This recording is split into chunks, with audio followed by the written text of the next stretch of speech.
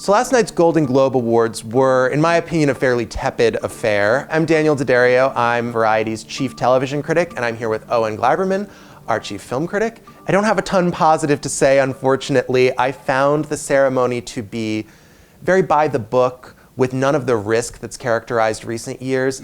The speeches were all read off sheets of computer paper with a couple glorious exceptions, and the jokes seemed studiously calculated so as not to offend.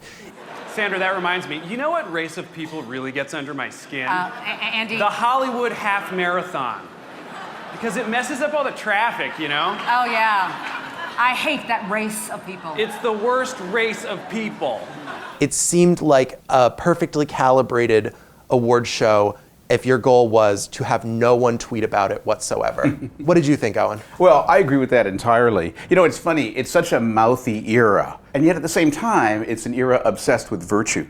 And I feel like these two dynamics, which are totally at war, are now playing out in awards culture. It's almost like in the sort of purposeful, ironic blandness of Andy Sandberg and Sandra Oh's opening monologue, you already saw an echo of the Kevin Hart thing. It's like, okay, we got to step back from They anything. explicitly referenced Kevin Hart's having stepped back from the Oscars. And one lucky audience member will host the Oscars! And it seemed as though they were trying to make a monologue that absolutely no one could be offended by. And I think the result of it is, I mean, I like both those people and I was sort of amused by it, but halfway through I just felt, this is as close as I've seen to a generic award show. Now that's okay, because the fun of award shows is mostly, for me, the awards, and I liked watching them. And I actually think that there was some significance to what happened last night. But I think the show itself, yeah, it just kind of coasted along on autopilot.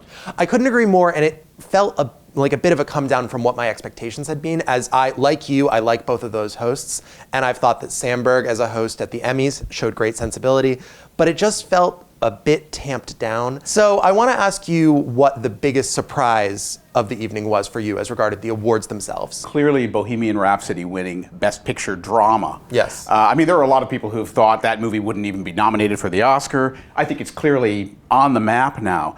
But for me, you know, the Golden Globes have always had some quirky choices, and you could say that Bohemian Rhapsody is an example of that. But I would say no. I would say coming right on the heels of the award for Rami Malek, what this choice did was legitimize Bohemian Rhapsody as an awards contender. I think its signal to Oscar voters is you can vote for Bohemian Rhapsody and not hate yourself in the morning. The fundamental fact about Bohemian Rhapsody is that it is an insanely beloved populist smash hit.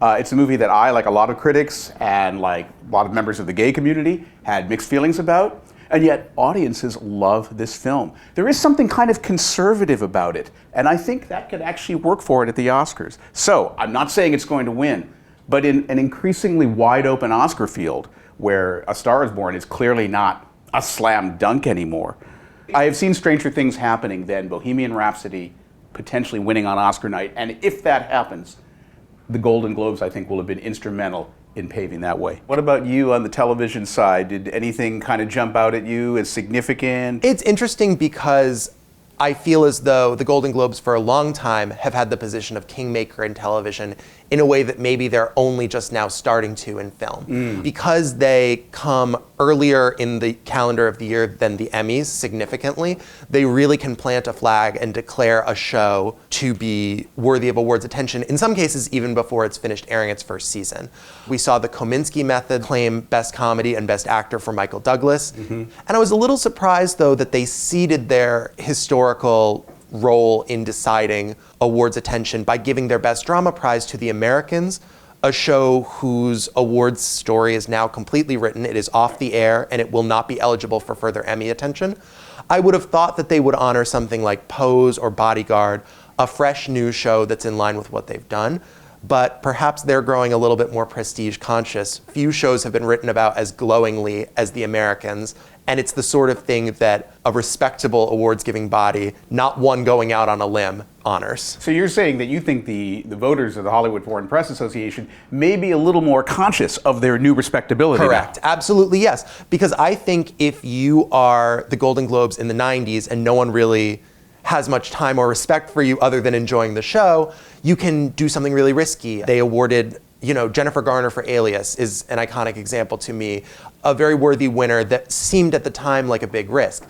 Now maybe it's a little bit safer to go with the thing that critics love that has already been an awards favorite for years. Yep. Well, I guess we'll see going forward in these award shows to come how much influence and even, dare I say it, prestige the Golden Globes now have.